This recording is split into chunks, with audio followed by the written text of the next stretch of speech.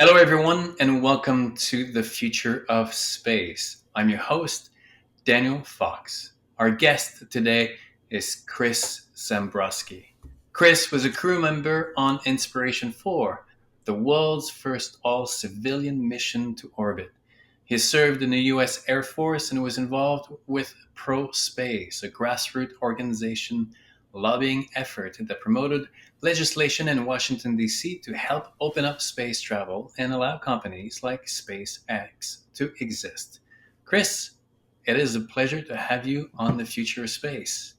I'm glad to be here, Daniel. Thanks for having me on.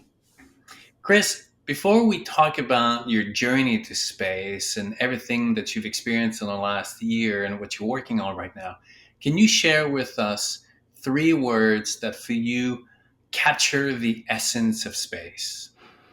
Oh, for me, there are so many to choose from. For me, it's infinite, it's limitless, and it's inspiring. And what would you? There's obviously there are stories about space being a benefit for science and technology, but if you were to think of space as a human story, what would it mean for you? What is the human story of going to space? Oh, well, the human story of going to space is that I know for our flight, we had this incredible mission of taking four civilians to space, but it wasn't just those four humans. It was trying to do something great for all of humanity back on Earth. And the story of humanity going to space is a story of humanity thriving here on Earth and anywhere else that we want to set our feet. Uh, Being able to go out into space and understand what our place is in the universe, to see those finite amount of resources that we have available from an unbelievable perspective that really demonstrates what kind of a fragile and precious place we have here on Earth, and seeing all those things from space that indicate that we really are having an incredible impact on our planet. The story of humans going to space is being able to understand how we can better take care of our home planet and how we can better take care of each other. I think that's the power of all of travel, right? To go outside of where you were born and to see it in context with its surrounding and seeing it from where you came from and appreciating also what you have back home because we take these things for granted until we travel and we realize, these I don't have these things and I realize now how I appreciate those things, but it's only by going to other places. In the same way that when we went to the moon, often we say we went to the moon to learn about the moon, when in reality, we learned more about ourselves. We discovered ourselves in the process, right? Right. I think, it's been said many times that travel is the best. Well, so what is it? The travel is the best education. I'm probably butchering that phrase, but it's something that I now have a renewed sense and urgency to do, especially for my two children, that they need to experience something outside their little bubble of our family and their school. And I think that's something that we all need to keep in mind, is that we are constantly within our own familiar surroundings unless you take that opportunity to experience what's outside your bubble, to travel, to see what else is out there. And I think going to space also just really encouraged me to want to look back and see those next places that I need to go. There was this unique calling I felt, being drawn to all those beautiful locations that we were seeing from high on orbit, that said, I need to travel. I need to experience these things firsthand and not just see them from a high vantage point. I need to be amongst those mountains. I need to see that delta. I need to go see the coast of Australia, be in those Andes Mountains, and really just kind of see some of these things first. Excuse me, see these things firsthand and in person. Uh, the Earth is such an amazing and beautiful place, and it's an opportunity to open up a whole new chapter of your whole life, of being able to understand what you can do and can see. I felt like the best way to introduce someone to how you should spend your time on Earth is by getting an overview effect of going to space, and treat that as the introduction to your uh, life's work, into your life's novel, and then start filling in the chapters with individual places you visit. Now, I had the pleasure of talking to your wife last week when you and I we met, and she was telling me indeed that the family is looking forward now, planning on traveling and visiting those places that you just enumerated. I assume that the kids are going to come along, right? Well, absolutely. There are great times where she and I can go off and uh, just be the two of us. Uh, but as parents, we find those to be rare and far between. And so it's more important for me to be able to instill in my children and my two daughters that there is so much to see, so much to experience outside of just going to school and coming home every day or doing extracurricular activities in our neighborhood.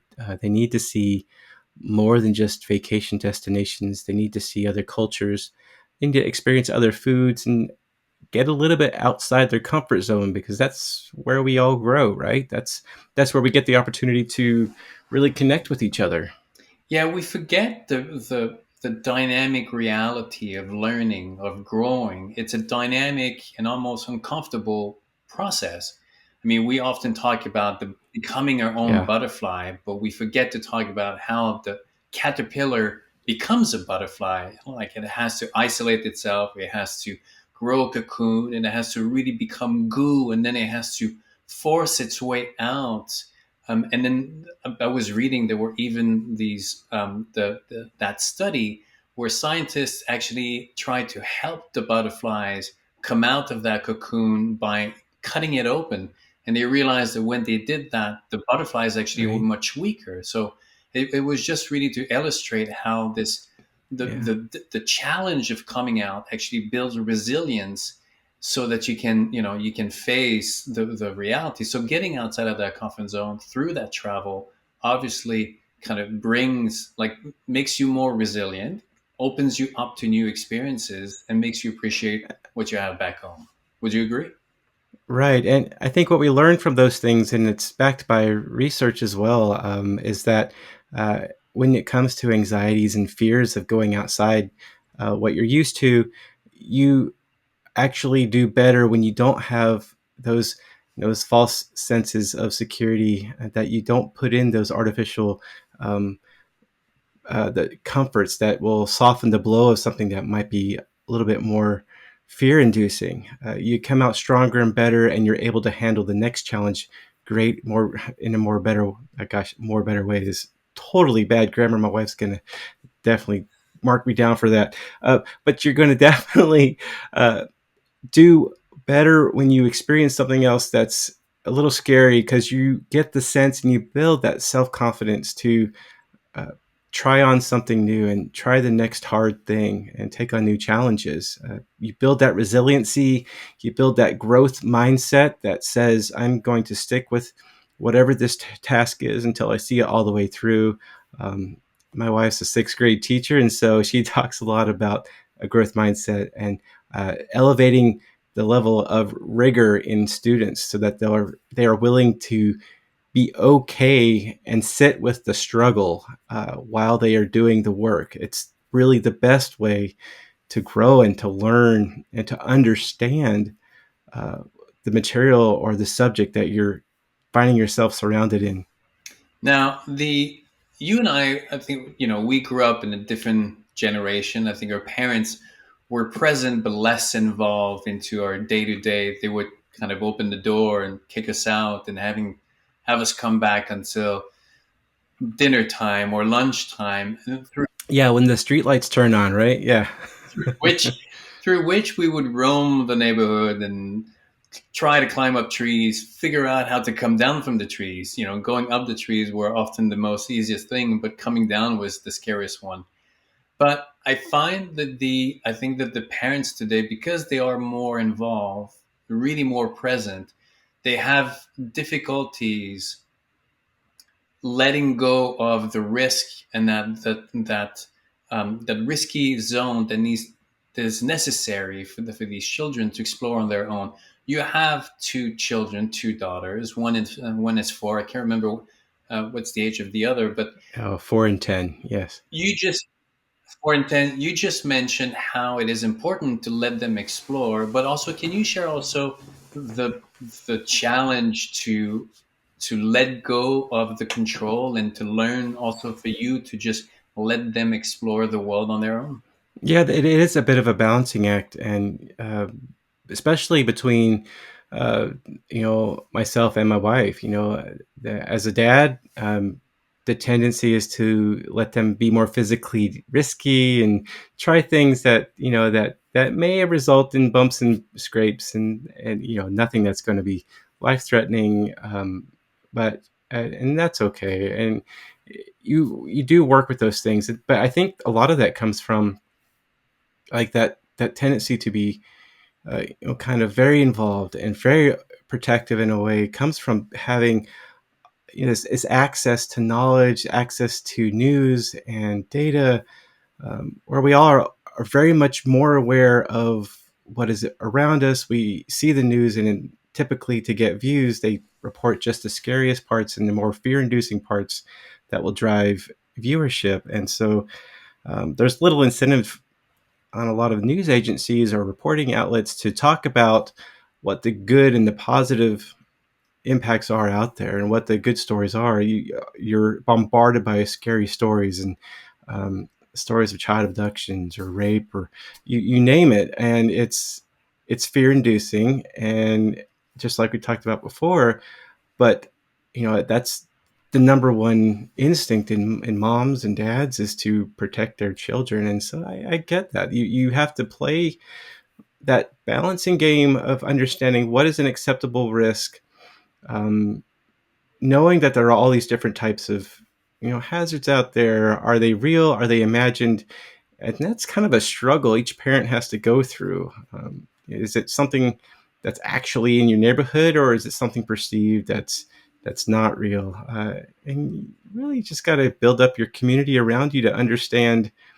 Okay, is it my neighborhood? Is it just me? What's going on? Are there other people in my community that are helping to watch out for each other? And that I think that's going to be an ongoing struggle. It is. I mean, no one said that being a parent was easy. And being a parent, I think, in today's Right. world, having to deal with social media and a load, saturated in a world of information and disinformation, it's surely not an easy job. Hence, the necessity to have a community and the strong support around you to help you in those decisions. And, having Hmm. a sense of also um, the responsibility that you have as a parent. You're there to help them build the skills so to face life and pushing the boundaries and exploring that uncomfortable zone for themselves. I think is a necessary part for that growth on their end. Oh, absolutely, it is. Yeah, absolutely. And we work, and that had the added benefit of having my wife being a teacher, like I mentioned before, and having seen early on in our children's education that intentional relationship building with their teachers and adults around them that they interact with every day, for various reasons, because we want to make sure that they are learning, that they're growing. But in the early education, when it comes to preschool, we really just are trying to help them learn how to be good humans to start with, and know that they'll be successful as long as they have those types of skills built up.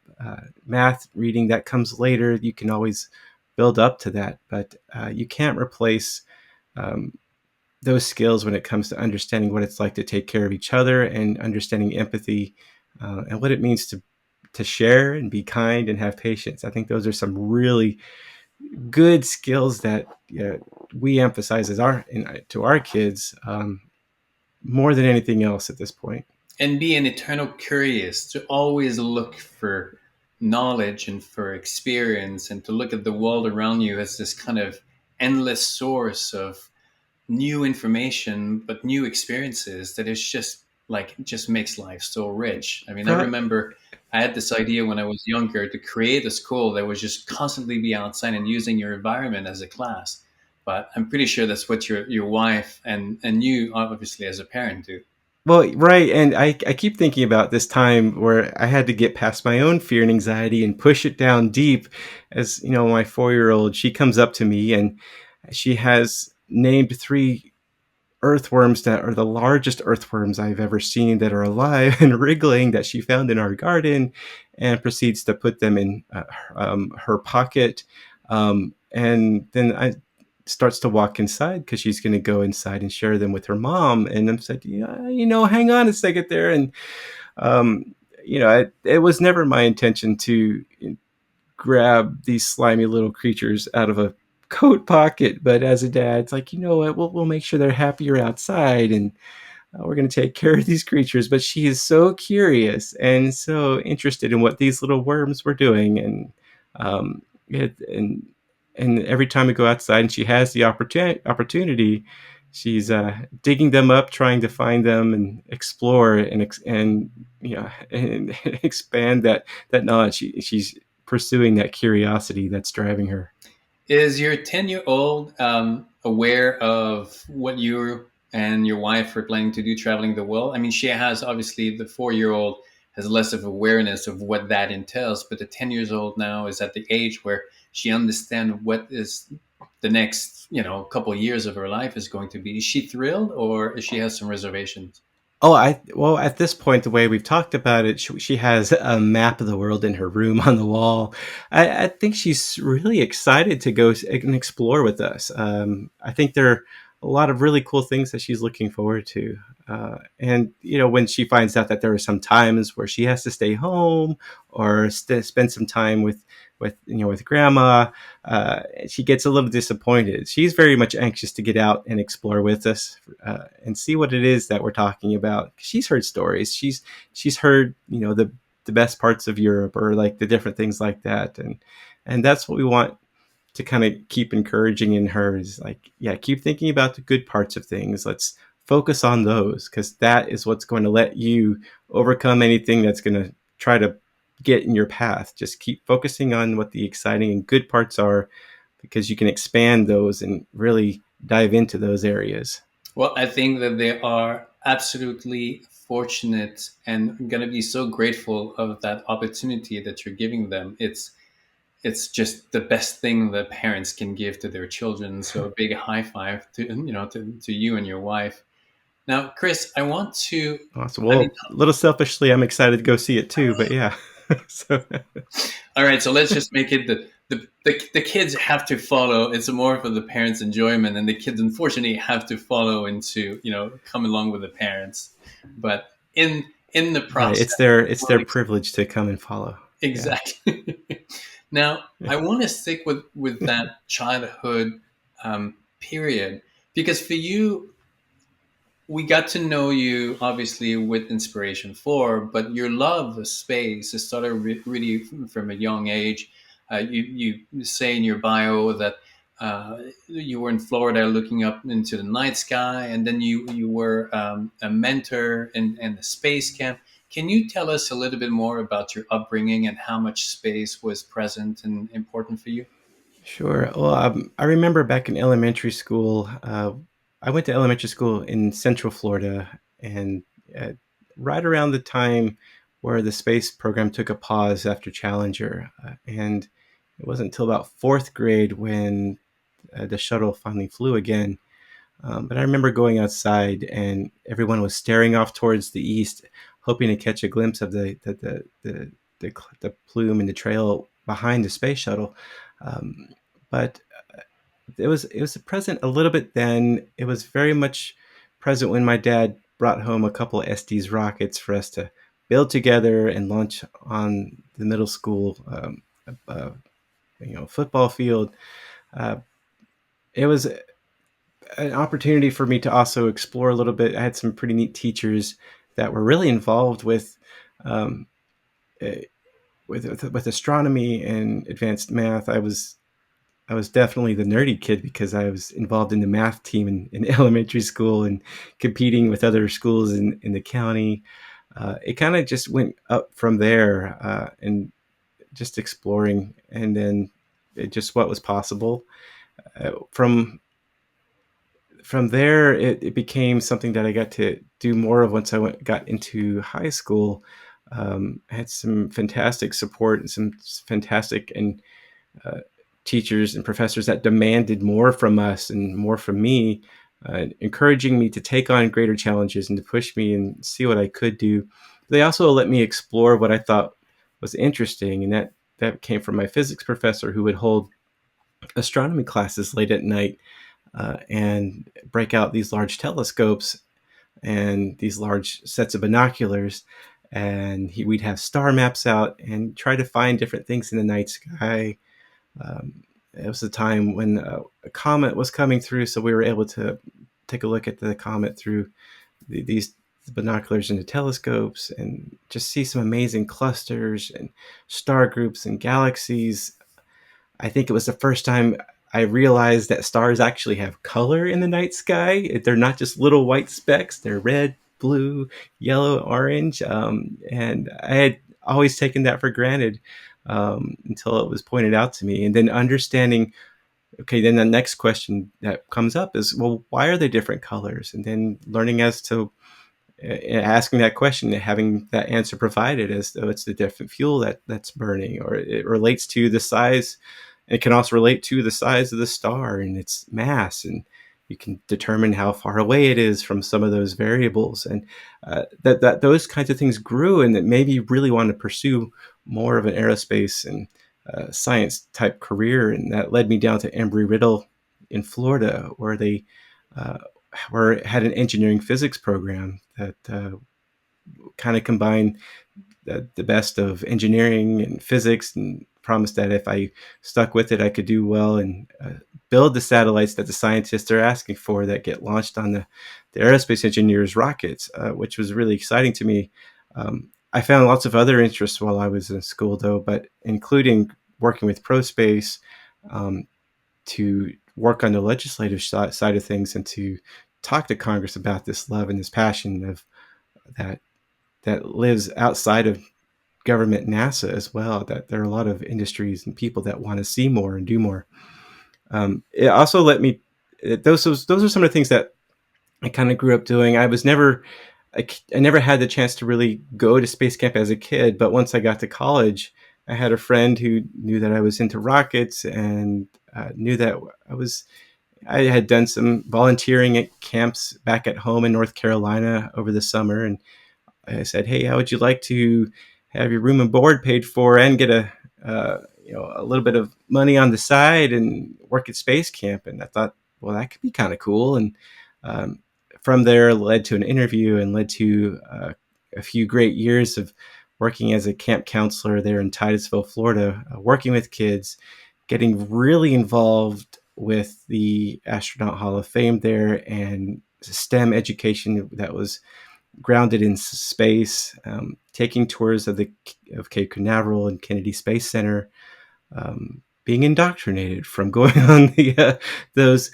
visitor center tours with hearing the same patriotic music and videos, every week, multiple times, which is all right. It was great, but really understanding what America's space history was from the 50s through the 60s and up to the moon landings and beyond, and then translating that internally for me and sharing that with the kids, and having them be excited to do their simulated space shuttle missions up until when I joined the Air Force.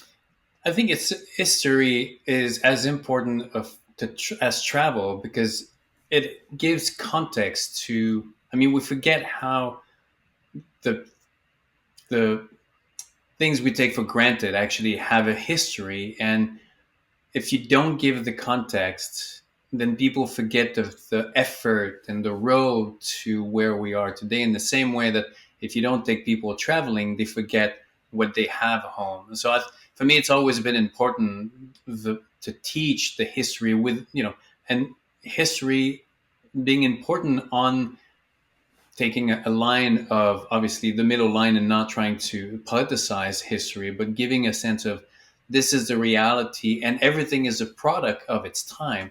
And it's always easy to judge the past, but I think it's a wrong attitude because we're always trying to do most likely the best with the tools that we have. It's only the hindsight that gives you the capacity to say, well, that was a stupid idea or that was a really great idea. Because there's a lot of things that we do today that, 10, 15, 20 years from now, we'll look back and say, well, that was not our greatest time or moment, but in that precise moment, we were trying to do the right thing. Would you agree with that? 100%. Absolutely. I think some of the best things that come from learning about history is that you have the opportunity to do something different the next time similar problems come up. I think that a big part of learning about space history and America's space program was learning about how, especially going through the Astronaut Hall of Fame at the time, is that you see all these magazines or these comic book covers, and on the back is Pan Am Airways.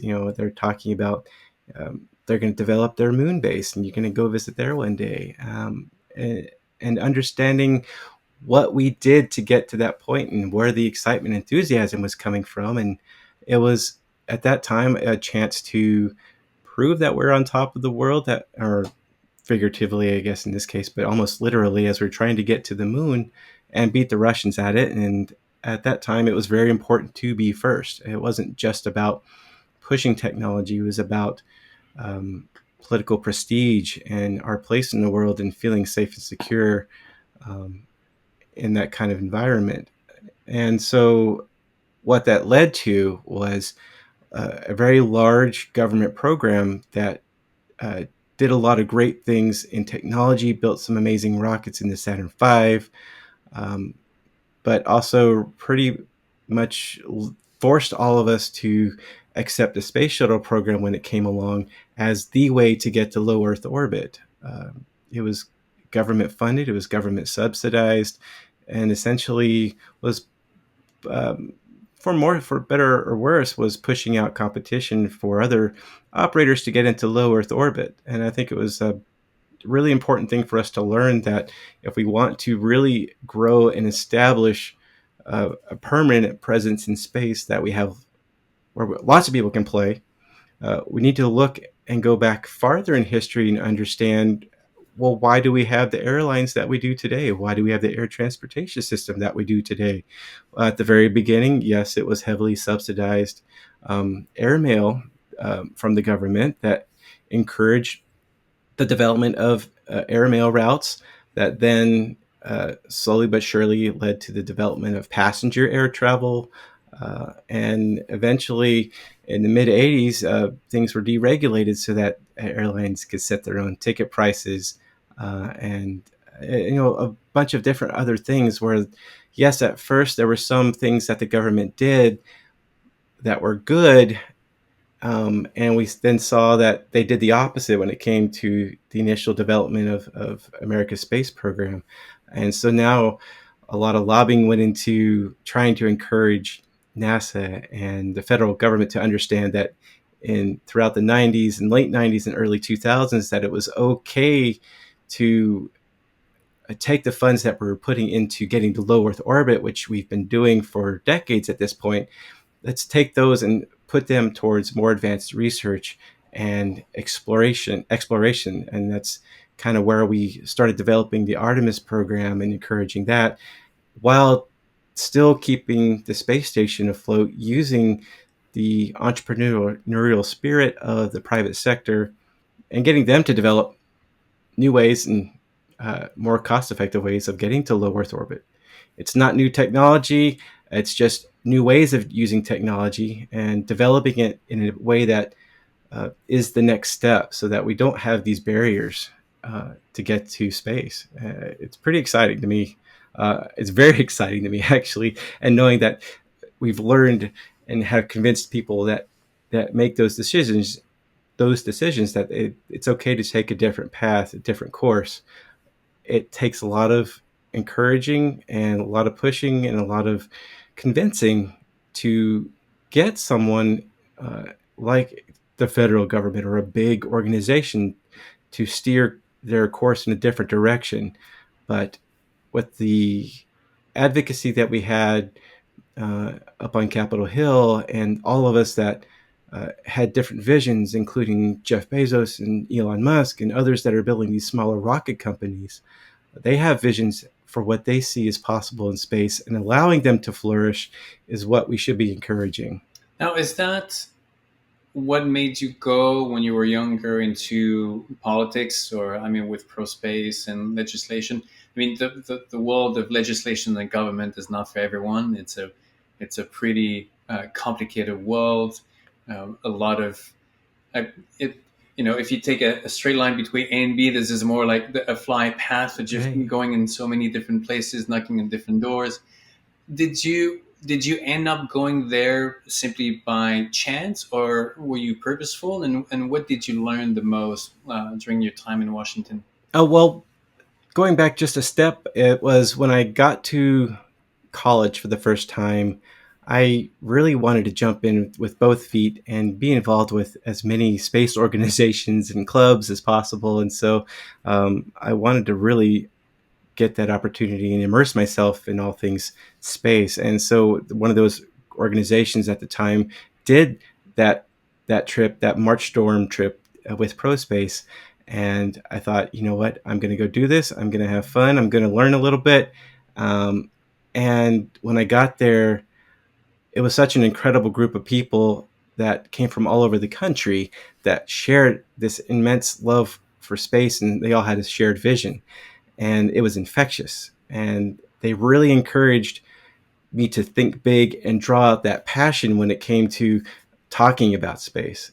And then from that, being able to walk the halls of Congress and speak to staffers and to senators and House representatives, and at one time giving a briefing at the White House office building.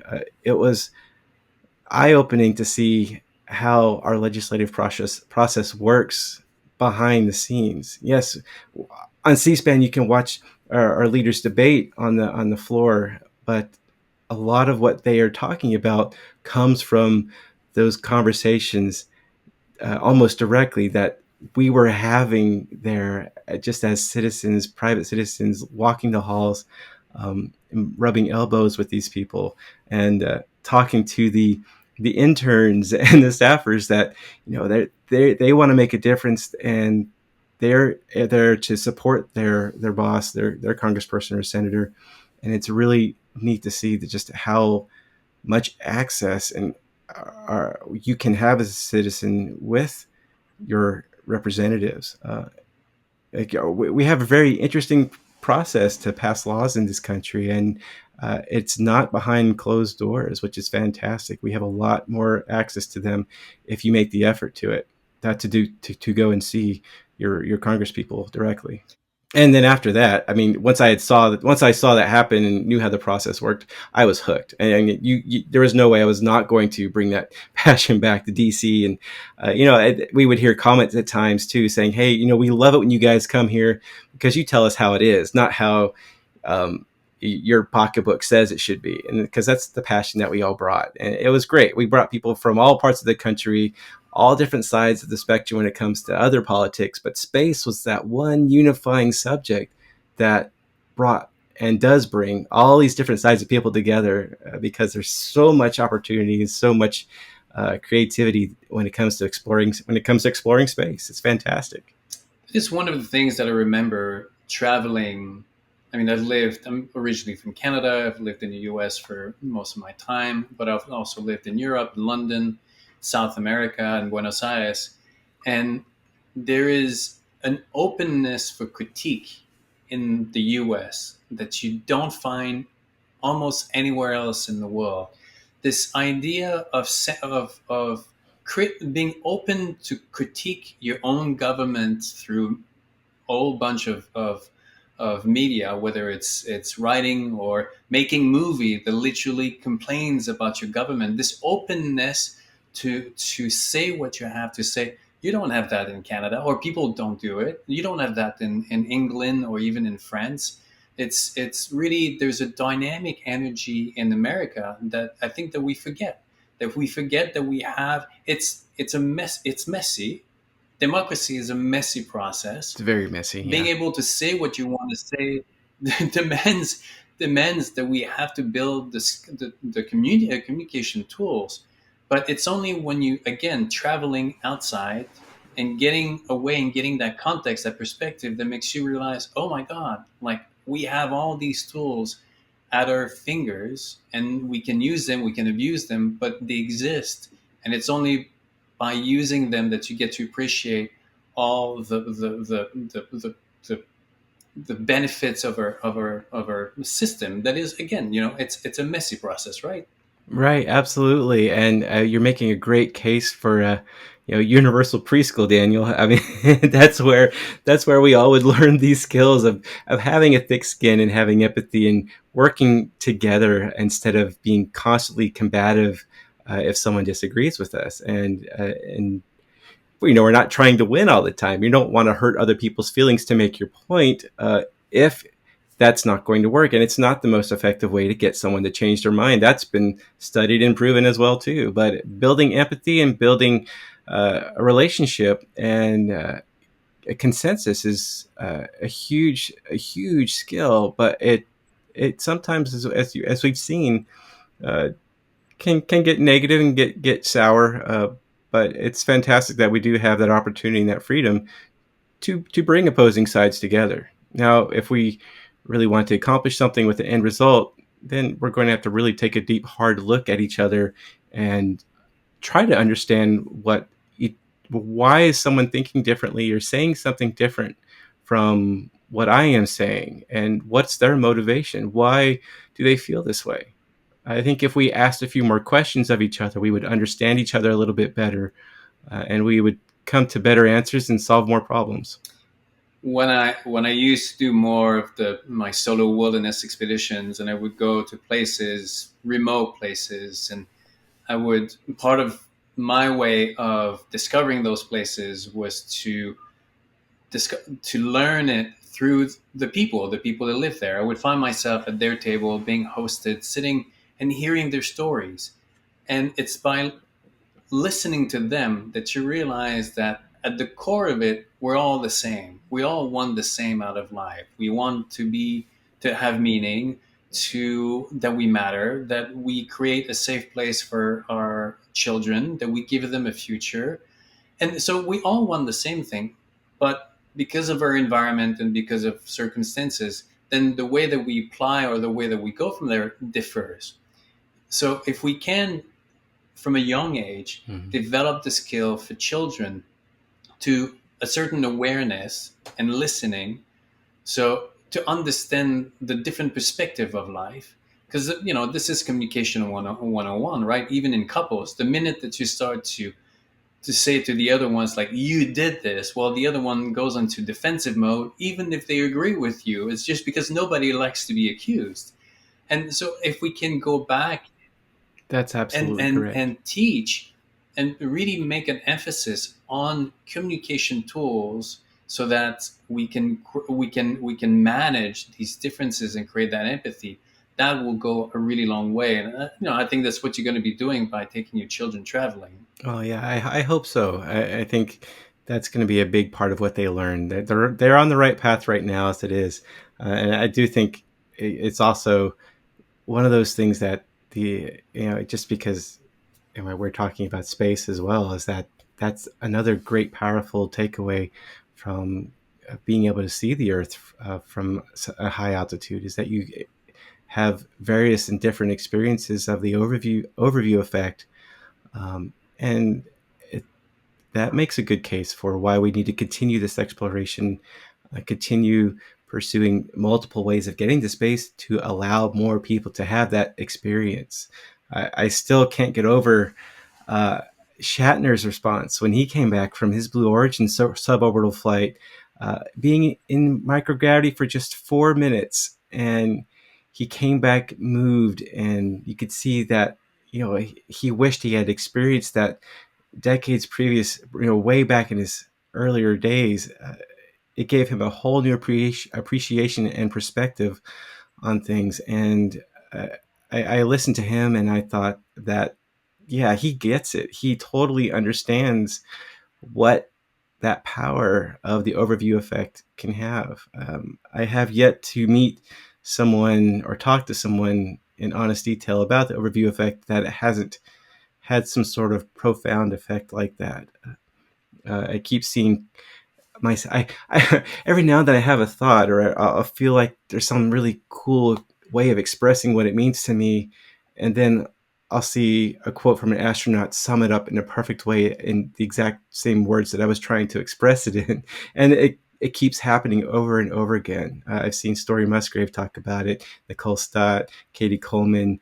Um, Obviously, you can't really see it behind me, but there's the it's Frank White's book, The Overview Effects behind me. There's, there are novels written about this thing, and it's another way of encouraging people to understand why Yuri Gagarin said the words he did when he flew over the Earth as the first human in orbit and first human in space, even to say that Earth is too small to have conflict, but big enough to work together. Or I probably butchered that as well, but it was that sense of feeling, saying that we have an opportunity to do things together and make this place such an incredible place to live and be from. Why are we fighting? Why are we arguing over some of these things when we have really one beautiful planet that we need to take care of together as a community? It's giving really the, you're talking about William Shatner. I mean, he's a person obviously that was trained in processing information in the moment. And if you compare, his reaction to Right. the Blue Origin engineer who won the last one, and you could see when he came back, his brain was trying to make sense of the emotional experience that happened, and is like he was having trouble because it's a total different language that he speak with. William Shatner is just this emotional character who grew up primed in this understanding of what space represents, and he goes up, and then suddenly all these dots now can connect in a way that really expresses what he just saw. And as we take more and more people going to space, it's going to be really important to not only train them with safety measures and the physical reality of it, but also to give them a framework on how to process the information they're going to experience. Great, you see the Earth, you see all this. This is what it represents. This is where it can mean to you, as opposed to just leave people process. And I was talking to another person who went up on Blue Origin. They're still struggling on trying to process the experience, and the same for you. It's so big, it's so meta, it's so powerful that if you don't, and this is what Frank White did. Frank gave a language to express that sentiment, that experience. But it's even more important to give it to people before they go up, so that they're primed to make sense in the way that we want them to make sense. Yeah.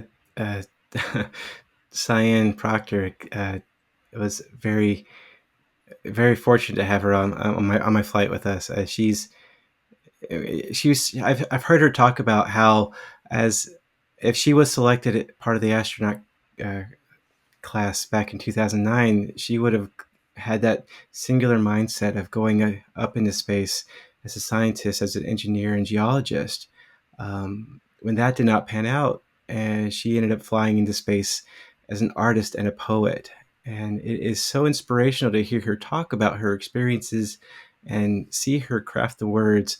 It's she I know I keep hearing her quote Jodie Foster and saying, oh, they should have sent a poet. Well, we did, right? And so with us, and it's very important because it's not just about the physicalities of the experience. It is, as we said, more humans, more people in the space. We are going to be taking more of our humanity with us, and that's how we communicate with each other, and that's how we share experiences, is through those different mediums of culture and art and music and poetry, and it's our humanity that connects us, and that's really the best way to share that experience with each other.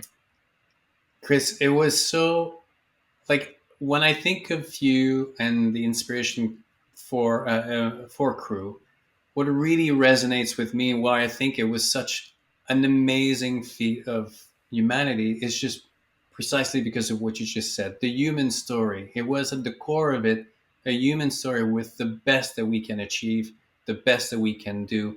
And I'm so glad that you got to be part of it. I know that it was a little bit challenging for your wife or for the entire family, but Oh, I sure. met her, and you two form a beautiful story of what we can achieve together through the challenges. Now, when you go on a trip, and I know it's 2 years away from it, but are you planning to attend the total solar eclipse with your children? I have that on my to-do list for sure. We've got a few other hurdles to get over in the near term, but I can't possibly see passing an opportunity like that up. And I know the community to be in touch with and to work with that will help make that possible. So I'm looking forward to it. I have yet to experience a total solar eclipse personally. I wasn't able to get down into Oregon when it came through most recently. So it's from everything I've heard and I've talked to other folks about. I think we're going to definitely uh, do what we can to make sure we're in that path. It is definitely. I was actually in Oregon and photographed it, and there is something really spooky. You really understand. We're talking about history.